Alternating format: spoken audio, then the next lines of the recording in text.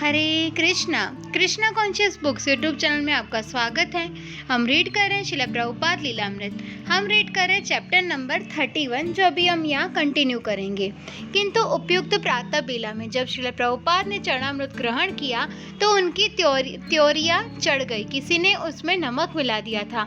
वे मंदिर के कमरे को पार करके अपने व्यासासन पर जाकर बैठ गए और सैकड़ों भक्तों से भरे उस कमरे में उन्होंने पूछा, चरणामृत में नमक किसने मिलाया है? साड़ी पहने हुए एक युवा लड़की खड़ी हुई और भयभीत मुस्कान के साथ बोली कि यह उसने किया है। तुमने ऐसा क्यों किया? गंभीर मुद्रा में प्रभुपाद ने पूछा। मैं नहीं जानती थी, ही करके वह बोली। प्रभुपाद गर्गमुनि की ओर मुड़े। किसी जिम्मेदार को रखो। हर एक को प्रभुपाद के क्रोध का अनुभव हुआ। एक अप्रिय क्षण से मंदिर का शुद्ध वातावरण खराब हो गया। किसी भक्त द्वारा कृष्ण की उपासना उनके प्रतिनिधि गुरु महाराज को प्रसन्न करके की जाती है, इसलिए गुरु महाराज को अप्रसन्न करना भक्त की आध्यात्मिक अयोग्यता का सूचक है। गुरु महाराज केवल एक सिद्धांत ही नहीं है, वे एक व्यक्ति है। श्रील प्रभुपाद। जब इस्कॉन प्रेस ने बोस्टन में एक नई पुस्तक पर प्रभुपाद का नाम गलत रूप से मुद्रित किया तो उन्हें गहरी चिंता हुई। श्रीमद् भागवतम के दूसरे स्कंद के एक छोटे पेपर बैंक अध्याय के मुख्य पृष्ठ पर उनका नाम केवल एसी भक्ति वेदांत छपा था। उसके साथ प्रथागत कृष्ण कृपा मूर्ति एवं स्वामी प्रभुपाद नहीं छपा था। श्रील प्रभुपाद के नाम को उनकी आध्यात्मिक अर्थवत्ता से लगभग विच्छिन्न करके छपा गया था। इस्कॉन प्रेस के एक अन्य प्रकाशन में प्रभुपाद का उल्लेख इस्कॉन के आचार्य के रूप में हुआ था। यद्यपि प्रभुपाद बार बार इस बात पर बल दे चुके थे कि वे संस्थापक आचार्य थे। आचार्य यहाँ आध्यात्मिक गुरु बहुत से थे और बहुत से होंगे, किंतु इस्कॉन के संस्थापक आचार्य एकमात्र कृष्ण कृपा मूर्ति एसी भक्ति वेदांत स्वामी प्रभुपाद ही थे। और भी खराब बात यह हुई कि जब प्रभुपाद ने नए भागवतम का अध्याय पहली बार खोला तो उसकी जिल्द टूट गई और पन्ने बाहर बिखर गए। प्रभुपाद नाक को सिकोड़ने लगे। बोस्टन के भक्तों को प्रभुपाद के क्रोध के बारे में सुनकर तुरंत ज्ञात हो गया कि श्रील प्रभुपाद के नाम को गलत छापकर उनसे भयंकर भूल हुई थी। आध्यात्मिक गुरु के पद के महत्व को कम करना गंभीर अपराध था और उन्होंने तो इस अपराध का प्रकाशन भी कर दिया था। उसकी प्रतिक्रियाओं का सामना करना उनके भक्तों के लिए कठिन था और वे जानते थे कि इसके पहले कि वे आध्यात्मिक उन्नति कर सके उन्हें अपना मनोभाव बदलना पड़ेगा। प्रभुपाद ने इन भूलों के पीछे जो मनोभाव था उसकी आलोचना की और उनकी आलोचना भक्तों के लिए उपदेशप्रद रही। जब तक कि वे गुरु महाराज के परम भक्त के विषय में भक्तों को न बताते तब तक भक्त उन्हें कैसे जान पाते। एक सवेरे श्रीमद् भागवतम की कक्षा के आरंभ में प्रभुपाद ने एक महिला भक्त का नाम पुकारा, नंदरानी। वह विनय पूर्वक खड़ी हो गई। क्या तुम हर दिन 16 माला जप करती हो? हाँ, मैं प्रयत्न करती हूँ प्रभुपाद, यही समस्या है। मंदिर के अध्यक्ष की ओर मुड़ते हुए प्रभुपाद बोले, यदि नंदरानी, जो एक वरिष्ठ जिम्मेदार महिला थी, नियमित रूप से जप नहीं कर रही थी तो निश्चय ही उसके अधीन नई महिलाओं की भी ऐसा नहीं कर रही होगी। यह व्यवस्थापकों की भूल थी। प्रभुपाद ने भक्तों की प्रशंसा की थी और उन्हें प्रोत्साहित किया था कि कड़ी मेहनत करके उन्होंने मंदिर का नवीकरण किया और नित्य सड़कों में घूमकर वे भजन करते थे और पत्रिकाएं बांटते थे। लेकिन किसी भक्त द्वारा यह सर्वाधिक महत्वपूर्ण आदेश की अवहेलना थी कि वह माला के निर्धारित जप पूरा न कर सके।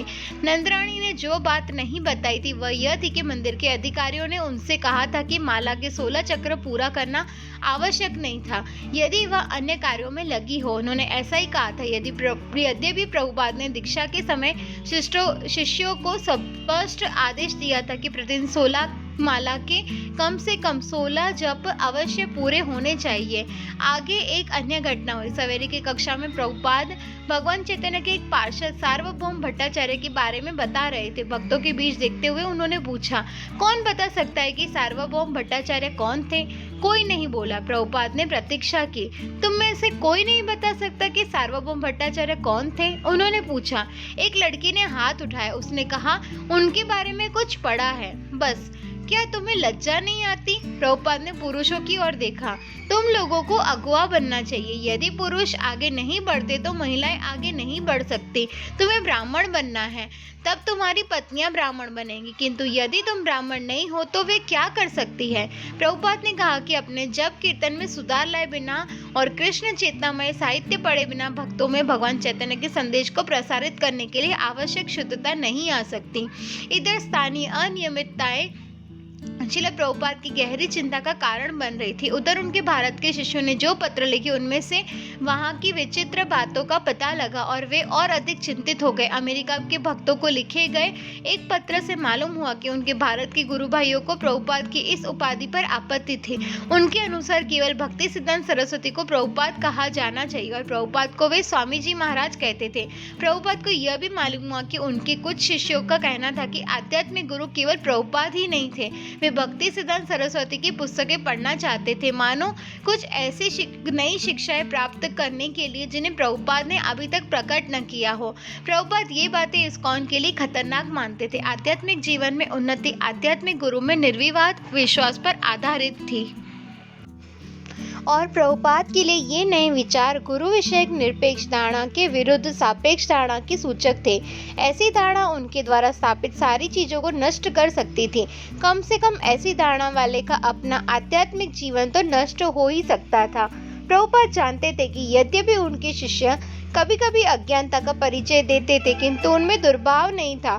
फिर भी भारत के इन पत्रों में से एक ऐसे आध्यात्मिक रोग का पता चलता था जो प्रभुपाद के वहां के कई गुरु भाइयों ने उनके शिष्यों को दिया था। प्रभुपाद पहले ही दुखी थे कि उनके कुछ गुरु भाइयों ने भगवान चैतन्य के जन्म स्थान मायापुर में भूमि प्राप्त करने में उनकी सहायता करने से इनकार कर दिया था। यद्यपि प्रभुपाद ने प्रार्थना की थी कि उनके गुरु भाई भूमि क्रय करने में उनकी अनुभवहीन शिष्यों की सहायता करें, किंतु गुरु भाइयों ने ऐसा नहीं किया था। वास्तव में कुछ ने उनके विरुद्ध आचरण किया था। प्रभुपाद ने अपने एक गुरु भाई को लिखा था, मुझे यह जानकर खेद हुआ कि हमारे कुछ गुरु भाइयों ने षड्यंत्र रचा है कि मायापुर में मुझे स्थान न मिले। इस्कॉन के विरुद्ध हर खतरे के लिए प्रभुपाद संवेदनशील थे।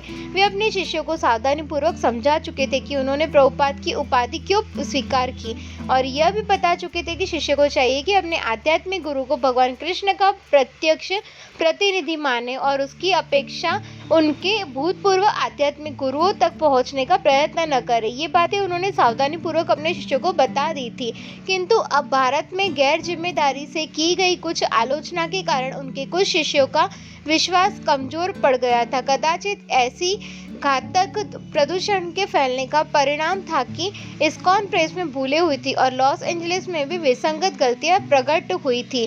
आध्यात्मिक गुरु के पद के सापेक्ष होने के विषय में चर्चा केवल माया जनित थी। माया इस्कॉन के भक्तों को भ्रमित करने की कोशिश कर रही थी। यह उनका काम था कि वह प्रतिबद्ध आत्माओं को कृष्ण की सेवा में से विरत करें। हाल की घटनाओं से प्रभुपाद के लेखन कार्य में बाधा होने लगी। वे लॉस एंजलिस में तीव्र गति से कार्य कर रहे थे और हाल ही में उन्होंने कृष्ण का दूसरा और अंतिम खंड समाप्त किया और उसी टेप पर जिस पर उन्होंने कृष्ण का अंतिम अध्याय अंकित कराया था, वे तुरंत श्रीमद् भागवतम के 11वें स्कंद का सारांश शुरू कर चुके थे, पर धीरे धीरे उनका लेखन कार्य बंद हो गया। करणधर प्रभुपाद के अनुवाद कार्य में गहरी एकाग्रता की जरूरत थी। वे विशाल भागवतम के कई खंडों को और कभी कभी कई छोटे ग्रंथों को एक साथ खोल लेते थे और किसी न किसी बात के लिए कभी कभी उनको देखते थे। वे अपना चश्मा लगाकर बैठ जाते थे और श्रुति लेख रिकॉर्ड करने वाली मशीन में बोलते जाते थे और वे पढ़ने में पूरी तरह डूबे होते थे। कभी कभी वे कोई संक्षिप्त टिप्पणी तैयार करते, तब अपनी ऐसी किसी एक पुस्तक में देखते, फिर दूसरी में देखते, फिर पीछे लौटकर किसी पृष्ठ पर देखते, कुछ लिखते और तब मशीन में बोलकर लिखाते। इसके लिए गहरी एकाग्रता की जरूरत होती। मैं समझता हूँ कि यही कारण था कि प्रभुपाद यह कार्य अधिकतर रात में देर संध्याकालीन झपकी लेने के बाद करते थे। रात में 1 या 2 बजे से लेकर वे सवेरे 6 या 7 बजे तक कार्य में डूबे होते थे। उस समय शांति रहती थी और वे अपने कार्य में डूब सकते थे, किंतु जब प्रभुपाद इस्कॉन की समस्याओं के कारण चिंताग्रस्त हो गए तो उनके कार्य में बाधा पड़ गई। उनका समय आगंतुक भक्तों या मुझसे या तो कोई भी मिल जाता उससे विचार विमर्श करने में जाने लगा। वे प्रस्तुत मामलों के बारे में सोचने या समस्याओं पर चिंतन करने में लग जाते और अनुवाद कार्य करने में ध्यान केंद्रित करने में असमर्थ हो जाते। इन कठिनाइयों से वे चिंताग्रस्त हो गए और उनके बारे में सोचने लगे। उन्होंने कहा, मैं अपने आप को एकाग्रचित्त नहीं कर पा रहा हूँ। मैं इन समस्याओं के बारे में सोचता रहता हूँ। यद्यपि आध्यात्मिक गुरु को अपने शिष्यों की भूलों का परिताप भोगना पड़ता है, पर प्रभुपाद का परिप्रेक्ष्य केवल नकारात्मक नहीं था। वे मंदिर में भजन कीर्तन करते रहे और व्याख्यान देते रहे और अपने आंदोलन के नेताओं को लॉस एंजलिस के आदर्श केंद्र में आने के लिए आमंत्रित करते रहे। पर उन्होंने जहाँ कहीं रोगग्रस्त मनोवृत्ति पाई उसका भी उपचार किया। उदाहरण के लिए जब गुरुदास ने लंदन में उन्हें देखा कि उन लोगों ने एक भारतीय अतिथि को प्रभुपाद के व्यासासन पर बैठकर भाषण करने दिया था, तो प्रभुपाद ने उनकी भूल को सुधारने हेतु तुरंत जवाब दिया, मुझे आश्चर्य है कि तुम लोगों ने श्रीमान परीख को व्यासासन पर कैसे बैठने दिया। तुम जानते हो कि व्यासासन केवल व्यासदेव के प्रतिनिधि आध्यात्मिक गुरु के लिए होता है, किंतु श्रीमान परीख इस परंपरा में नहीं है। वे व्यास के प्रतिनिधि बन सके, न ही उन्हें वैष्णव सिद्धांतों का ठोस ज्ञान है। तुम्हारे पत्र से पता चलता है कि कभी कभी व्यासासन से श्रीमान परीख अरविंद दर्शन पर विचार प्रकट करते हैं। मुझे आश्चर्य है कि तुम लोगों ने यह कैसे होने दिया है। मेरे विचार से तुम लोगों की ये सब भूले जिसकी चर्चा तुमने अपने पत्र में की अंतिम 2 पंक्तियों में की है, तुरंत ठीक करनी चाहिए। मेरे विचार से तुम लोग जो सबसे अच्छा काम कर सकते हो वह यह है कि उनकी यह कक्षा बंद कर दो। बकवास सहन नहीं करनी चाहिए। तमाल कृष्ण ने पेरिस से एक पत्र लिखा जिसमें उसमें प्रभुपाद से आध्यात्मिक गुरु की पूर्णता के विषय में दार्शनिक प्रश्न पूछे और प्रभुपाद ने उनके पूरे उत्तर दिए, किंतु कड़ाई के साथ। आध्यात्मिक गुरु सदैव मुक्त होता है। जीवन की किसी भी अवस्था में उसे सामान्य जीव समझने की भूल नहीं करनी चाहिए। आध्यात्मिक गुरु का यह पद 3 प्रकार से प्राप्त किया जाता है। एक है साधन से, उसका तात्पर्य उस व्यक्ति से है जो भक्ति के नियमित सिद्धांतों का पालन करके मुक्ति प्राप्त करता है। दूसरा है कृपा सिद्ध, जिसका तात्पर्य उस पुरुष से है जो कृष्ण की कृपा से मुक्त होता है। तीसरा है नित्य सिद्ध है, जो जीवन पर्यंत कृष्ण को विस्मृत नहीं करता। जीवन की पूर्णता के ये 3 लक्षण हैं। जहाँ तक नारद का संबंध है, पूर्व जन्म में वे एक दासी के पुत्र थे, किंतु भक्तों की कृपा से कालांतर में वे सिद्ध हो गए और अगले जन्म में नारद हुए, जो भगवान की कृपा से कहीं भी विचरण करने को पूर्ण स्वतंत्र थे। तो यद्यपि वे पुनर्जन्म में दासी पुत्र थे, किंतु इससे उनके पूर्ण आध्यात्मिक जीवन की प्राप्ति में कोई बाधा नहीं हुई। इसी तरह कोई भी जीव जो प्रतिबद्ध है जीवन की पूर्णता की अवस्था उपयुक्त उपायों से प्राप्त कर सकता है और इसका ज्वलंत उदाहरण नारद मुनि है। इसलिए मैं नहीं समझता कि तुमने मेरे पूर्व जन्म के बारे में क्यों पूछा है। क्या मैं भौतिक प्रकृति के नियमों से बंधा था? ये स्वीकार करते हुए कि मैं भौतिक प्रकृति के नियमों में से बंधा हूँ, मुझे पूछना है कि इससे आध्यात्मिक गुरु बनने में क्या कोई बाधा है? तुम्हारा क्या मत है? नारद मुनि के जीवन से यह स्पष्ट है कि यद्यपि पूर्व जन्म में वे एक प्रतिबद्ध आत्मा थे, किंतु उससे उनके आध्यात्मिक गुरु बनने से कोई बाधा नहीं हुई। यह नियम न केवल आध्यात्मिक गुरु पर वरन प्रत्येक जीव पर लागू होता है। जहाँ तक मेरा संबंध है, मैं नहीं कह सकता कि अपने पूर्व जन्म में मैं क्या था, किंतु एक महान ज्योतिष के गणना करके बताया था कि पूर्व जन्म में मैं एक चिकित्सक था और मेरा जीवन निष्पाप था। इसके अतिरिक्त भगवत गीता की उक्ति को पुष्ट करते हुए कहा जा सकता है कि शुचि नाम श्रीमताम गेहे योग भ्रष्टा विजायते, जिसका तात्पर्य यह है कि योग भ्रष्ट योगी किसी संपन्न परिवार में या पवित्र पिता से जन्म लेता है। कृष्ण की कृपा से वर्तमान जीवन में मुझे ये दोनों सौभाग्य प्राप्त हुए हैं। मैंने एक पवित्र पिता से जन्म पाया और कलकत्ता के एक सर्व संपन्न और अभिजात परिवार यानी काशीनाथ मल्लिक में मेरा लालन पालन हुआ। इस परिवार के राधा कृष्ण श्री विग्रह ने उन्हें मिलने के लिए मेरा आह्वान किया और इसलिए पिछली बार जब मैं कलकत्ता गया तो अपने अमेरिकन शिष्यों के साथ मैं उस मंदिर में रहा। यद्यपि पापमय जीवन के चारों सिद्धांतों में लिप्त होने के लिए मुझे काफी अवसर प्राप्त थे, क्योंकि मेरा संबंध एक बहुत संपन्न परिवार में था, पर कृष्ण द्वारा मेरी सदैव रक्षा हुई और सारे जीवन में मैंने कभी नहीं जाना कि अवैध यौनाचार, नशा, मांस भक्षण या जुआ क्या होता है। जहाँ तक मेरे वर्तमान जीवन का संबंध है, मुझे उसमें किसी ऐसे समय की याद नहीं जब मैंने कृष्ण को विस्मृत किया हो।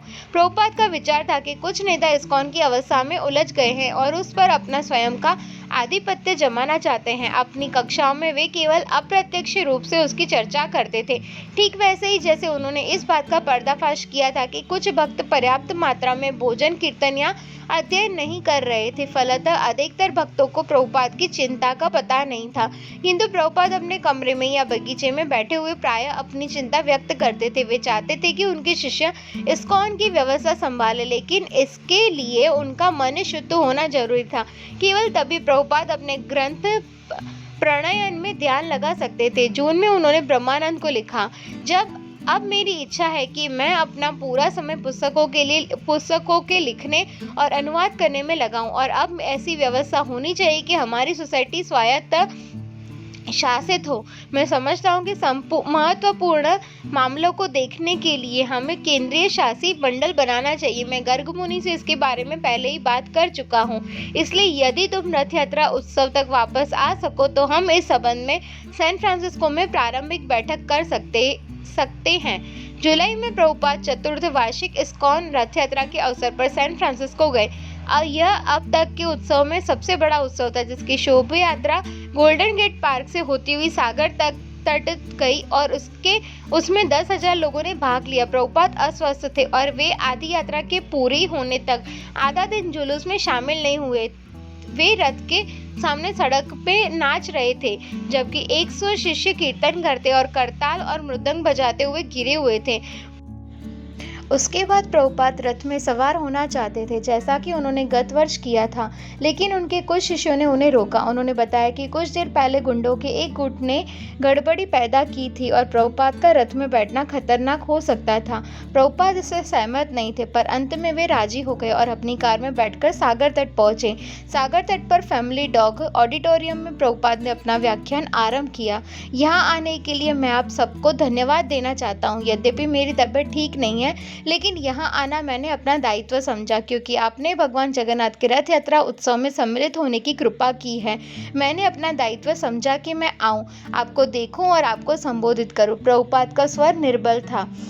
बाद में सैन फ्रांसिस्को के अपने आवास में प्रभुपाद ने शिकायत की कि उन्हें रथ में नहीं बैठने दिया गया। हरे कृष्ण आंदोलन के नेता के रूप में उन्हें रथ में बैठना चाहिए था। उनके कुछ शिष्यों ने उन्हें न केवल रोका ही था, वरन कुछ शिष्य रथ में प्रमुख स्थान पर बैठे थे, मानो वे उनका स्थान ले रहे हो। प्रभुपाद ने रथ यात्रा के लिए एकत्रित बहुत से मंदिर अध्यक्षों से कहा कि वे आपस में मिलकर इस्कॉन की व्यवस्था के लिए एक शासी मंडल बनाने के संबंध में विचार विमर्श करें। भक्तों ने ऐसा किया और प्रभुपाद को सूचना दी कि उनका विचार था कि उनमें से केवल किसी एक को मुख्य प्रतिनिधि के रूप में चुना जाए। उनकी समझ में नहीं आया था। प्रभुपाद ने कहा कि शक्ति समूह में होनी चाहिए, किसी एक व्यक्ति में नहीं। चूंकि वे इस्कॉन के संस्थापक आचार्य थे, इसलिए एक अन्य एकाकी नेता की क्या आवश्यकता थी। उन्होंने उनके फिर बैठक करने को कहा। लॉस एंजलिस लौटकर प्रभुपाद ने घोषणा की कि वे अपने बहुत से शिष्यों को संन्यास आश्रम में दीक्षित करेंगे। शिष्य समुदाय ने उमंग पूर्वक उत्साह की तैयारी की। प्रभुपाद ने कहा कि सन्यासी अपने मंदिरों को त्याग कर भ्रमण और धर्मोपदेश करेंगे। इस्कॉन के लिए यह अभूतपूर्व परिवर्तन था। एक सनसनी थी और भक्तों को यह बात बहुत अच्छी लगी। यद्यपि प्रभुपाद संन्यास आश्रम की दीक्षा अपने कुछ बहुत आगे बढ़े हुए शिष्यों को दे रहे थे, पर उन्होंने तब भी कहा कि संन्यास की दीक्षा उन शिष्यों को उनकी भौतिक इच्छाओं के पाश में मुक्त होने के लिए दी जा रही थी। उन्होंने दीक्षा की तिथि 2 सप्ताह बाद जुलाई अंत में निश्चित की। लॉस एंजलिस में एक दिन प्रभुपाद से मिलने वाले एक भक्त ने, जो उनके कक्ष में विनम्रतापूर्वक उनसे वार्तालाप कर रहा था, पूछा कि प्रभुपाद ने उसके हाल के एक पत्र में पूछे गए प्रश्नों के उत्तर क्यों नहीं दिए थे। प्रभुपाद को ऐसे किसी पत्र का स्मरण नहीं हो पाया। अपने सचिव के पूछने पर उन्हें मालूम हुआ कि उनका सचिव आने वाले पत्रों को प्रायः मंदिर के कुछ नेताओं को दिखाता था, जो अपने विवेकानुसार उन पत्रों को रोक लेते थे, जिन्हें वे बहुत मामूली या आपत्तिजनक समझते थे। प्रभुपाद को आघात हुआ। उनके और उनके शिष्यों के बीच में आने की किसी की हिम्मत कैसे हुई?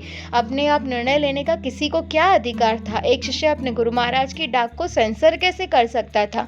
यद्यपि प्रभुपाद ने संबंधित शिष्यों को डांट बताई, किंतु इस घटना से उनके दिमाग पर जो भारी बोझ था, उसमें और वृद्धि हो गई। भारत से आने वाले पत्रों द्वारा प्रसारित आध्यात्मिक रोग के विचार ने उन्हें फिर क्षुब्ध किया। लॉस एंजलिस में उन्होंने किसी को अपने इतना निकट नहीं पाया कि जिससे वे आध्यात्मिक गुरु के महत्व के बारे में बात कर सके, जिसे इतनी संजीदगी से घटाया जा रहा था, क्योंकि उनकी चिंता का उनके शरीर पर पर बुरा असर हो रहा था।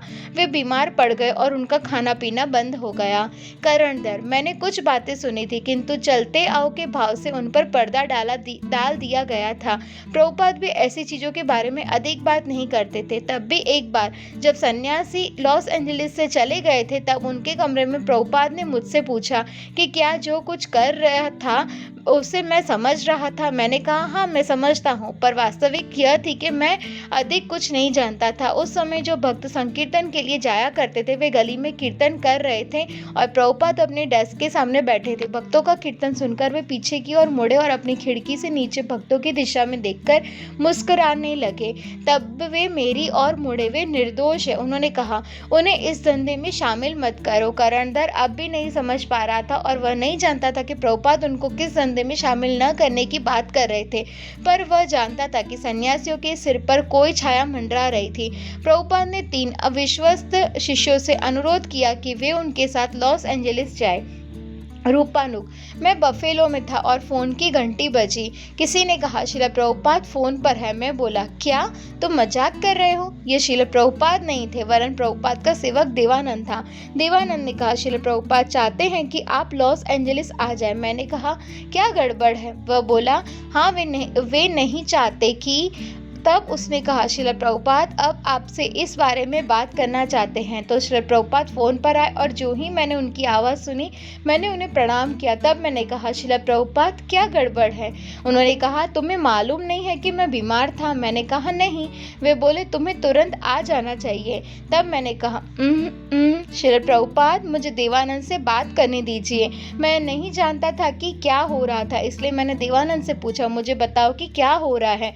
तब वह बोला, श्रील प्रभुपाद ने कहा है कि जब आप यहाँ आएंगे तब वे आपसे बात करेंगे। वे हर चीज समझाकर बताएंगे। भगवान दास, एक दिन संकीर्तन से वापस आने के बाद मुझे रूपानुग का फोन मिला और उसने बताया कि वह लॉस एंजलिस जा रहा था। प्रभुपाद ने उसे यह कहकर बुलाया था कि वहाँ कुछ गड़बड़ी थी। वह मुझे अधिक नहीं बता सका, लेकिन उसने कहा कि वापस आने पर वह मुझे फोन करेगा। इससे मेरा दिमाग चकराने लगा। संकीर्तन से वापस आने के बाद गर्मी और पसीने से लथपथ मैं कुर्सी पर बैठ गया और प्रभुपाद और जो कुछ हो रहा था उसके विचार में मेरा मन डूब गया। मैंने प्रभुपाद के सचिव देवानंद से बात करने के लिए लॉस एंजलिस फोन किया। उसने कहा कि सचमुच उस समय वह कुछ नहीं बता सकता था। मुझे आशा थी कि किसी तरह मुझे स्थिति के बारे में कुछ अधिक जानकारी मिल सकेगी, लेकिन कुछ समय प्रतीक्षा करने के बाद मैं अंदर नहाने चला गया। मैं स्नान घर में था कि किसी ने अचानक दरवाजा खटखटाया। प्रभुपाद फोन पर है, वे आपसे बात करना चाहते हैं। मुझे विश्वास था कि कहीं कोई गलतफहमी है। ये कैसे हो सकता है कि गुरु महाराज फोन पर हो? जो भी हो, मैं स्नान घर से भीगे शरीर बाहर निकला और टेलीफोन उठाकर बोला, हेलो। देर तक कोई आवाज नहीं आई। तब अचानक दूसरे सिरे से मुझे श्रील प्रभुपाद की आवाज सुनाई दी। भगवान दास? हाँ, मैं बोला, श्रील प्रभुपाद कृपया करें मेरा प्रणाम स्वीकार करें। मैं आपकी क्या सेवा कर सकता हूँ? मैं पूर्णतः सन्न था। तब प्रभुपाद की आवाज़ धीरे धीरे फ़ोन पर आने लगी। बहुत सी चीज़ें हैं जो तुम्हें करनी है, लेकिन पहली चीज़ यह है कि तुम यहाँ तुरंत आ जाओ। मैंने कहा, ठीक है श्रील प्रभुपाद, मैं वहाँ तुरंत पहुँचता हूँ। इसके साथ हम दोनों ने फ़ोन रख दिया। लॉस एंजलिस की हवाई यात्रा के लिए मैंने धन की व्यवस्था की और जब डेट्रॉयट में मैं वायुयान में बैठा तो ऐसा संयोग हुआ कि रूपानुग भी उसी वायुयान में था। हम साथ साथ बैठे और आपस में विचार करने लगे कि लॉस एंजलिस में संभवतः क्या हो रहा होगा जिससे प्रभुपाद इतने दुखी थे। जब हम हवाई अड्डे पर पहुंचे तो करंदर हमें लेने वहां आया था। उसने हमें बताया कि कुछ पुराने भक्त प्रभुपाद के विरुद्ध षड्यंत्र रच रहे थे और ठीक उसी दिन प्रभुपाद ने उनमें से बहुतों को संन्यास देकर धर्मोपदेश के लिए भेज दिया था। मेरे लिए यह सब बिल्कुल अचंभित कर देने वाला था और सचमुच में मैं नहीं समझ पा रहा था कि उसका मतलब क्या था।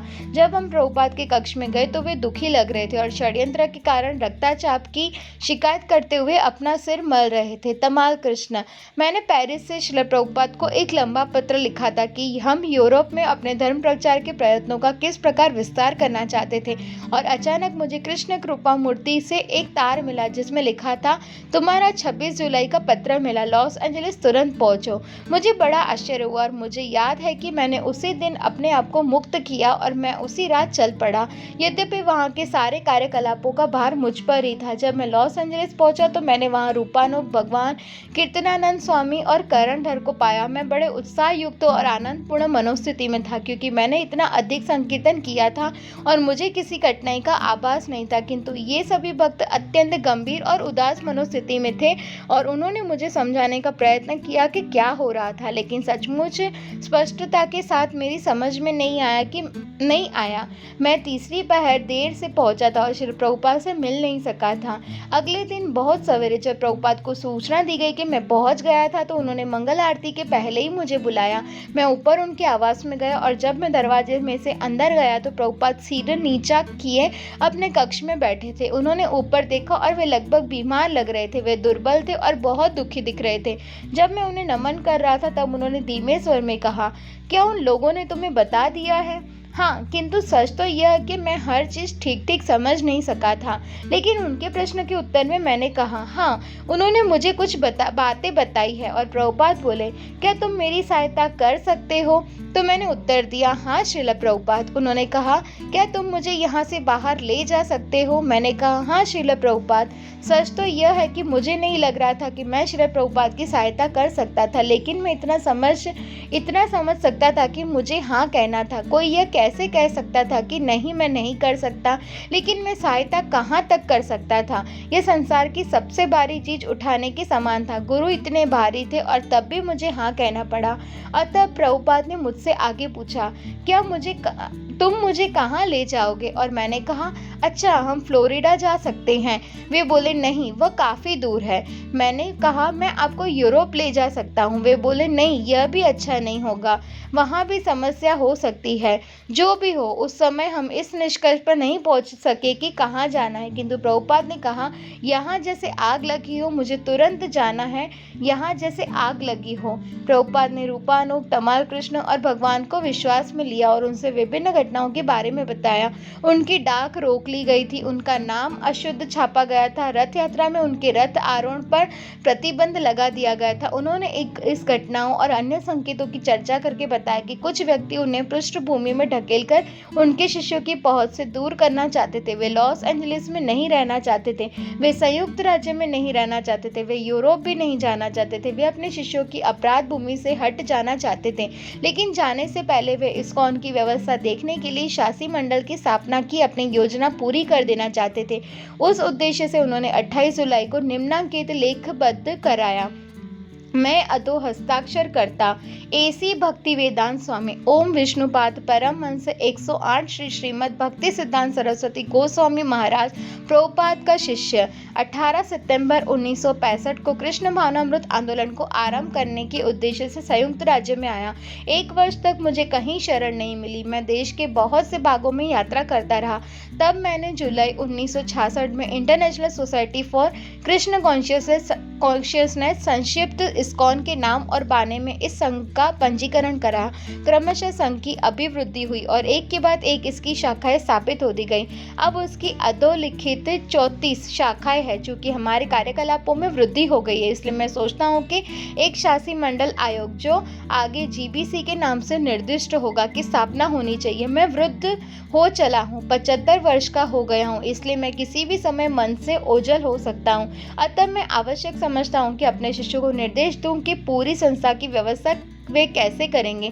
अलग अलग केंद्रों की व्यवस्था वे एक अध्यक्ष, एक सचिव और एक कोषाध्यक्ष के माध्यम से अभी भी कर रहे हैं और मेरी सहमति में वे अपना कार्य ठीक तरह से कर रहे हैं। किंतु हम मंदिर की व्यवस्था में, कृष्ण भावनामृत के प्रचार में, पुस्तकों और साहित्यों के वितरण में, नए केंद्रों की स्थापना में और भक्तों को सही कीर्तिमान प्राप्त करने के उद्देश्य से शिक्षा देने में और अधिक सुधार लाना चाहते हैं। अतएव मैंने निम्नांकित सिद्धांतों के अनुगमन का निर्णय लिया है और मुझे आशा है कि मेरे प्रिय शिष्य उन्हें कृपा पूर्वक स्वीकार करेंगे। प्रभुपाद ने तब उन 12 व्यक्तियों के नाम लिखा जिसमें GBC का निर्माण होना था। पहला श्रीमान रूपानुग दास अधिकारी, दूसरा श्रीमान भगवान दास अधिकारी, तीसरा श्रीमान श्याम सुंदर दास अधिकारी, चौथा श्रीमान सत स्वरूप दास अधिकारी, पांचवा श्रीमान करणधर दास अधिकारी, छठा श्रीमान हंसदूत दास अधिकारी, सातवां श्रीमान तमाल कृष्ण दास अधिकारी, आठवां श्रीमान सुदामा दास अधिकारी, नौवां श्रीमान बाली मर्दन दास ब्रह्मचारी,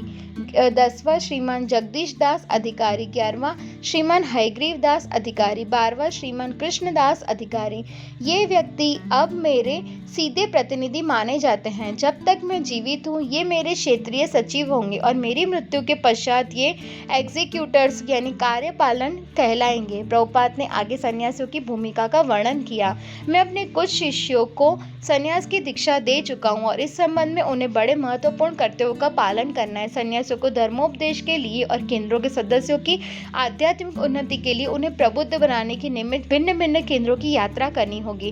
प्रभुपाद ने कानूनी आलेख में आगे जीबीसी के सचिवों के लिए सामान्य निर्देश निर्धारित किए गए। सचिवों को अपने अपने क्षेत्रों में नियमित रूप से मंदिरों की यात्रा करनी चाहिए। यह निश्चित करने के लिए कि हर भक्त 16 मालाओं का जप करता है और नियमित समय सारणी का पालन करता है तथा सभी मंदिर साफ सुथरे रखे जाते हैं। प्रभुपाद के 12 सचिव मिलकर उन्हें व्यवस्था के भार से मुक्त करेंगे और संघ के अंदर की सभी वर्तमान और भावी घटनाओं का समाधान निकालेंगे। प्रभुपाद के आलेख पत्र में उल्लेख किया गया कि यह समाधान तभी संभव होगा जब प्रत्येक मंदिर के भक्त पूरी तरह से नियमित भक्ति में लीन होंगे। वे प्रातःकाल 4:30 बजे मंगल आरती के लिए उठेंगे, श्रीमद् भागवतम की कक्षा में उपस्थित रहेंगे, संस्कृत श्लोक का पारायण करेंगे, सड़कों में कीर्तन करेंगे और बैक टू कॉलेज पत्रिका तथा अन्य कृष्ण भावनामृत साहित्य का वितरण करेंगे।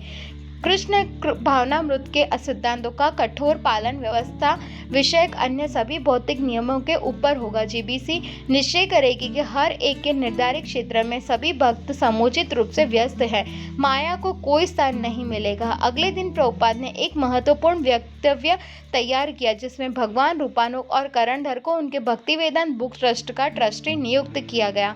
भक्ति वेदांत बुक ट्रस्ट की धनराशि मेरी पुस्तकों और साहित्यों के प्रकाशन और संसार भर में मंदिरों की स्थापना के व्यय की जाएगी। विशेषकर 3 मंदिरों की व्यवस्था में, एक मायापुर में, एक वृंदावन में और एक जगन्नाथपुरी में। हरे कृष्णा। तो आज के पार्ट में इतना ही। नेक्स्ट पार्ट में हम ये चैप्टर कंटिन्यू करेंगे। वांछा कल्पतरुभ्यश्च कृपा सिंधुभ्य एव च पतितानां पावनेभ्यो वैष्णवेभ्यो नमो नमः। श्रील प्रभुपाद की जय।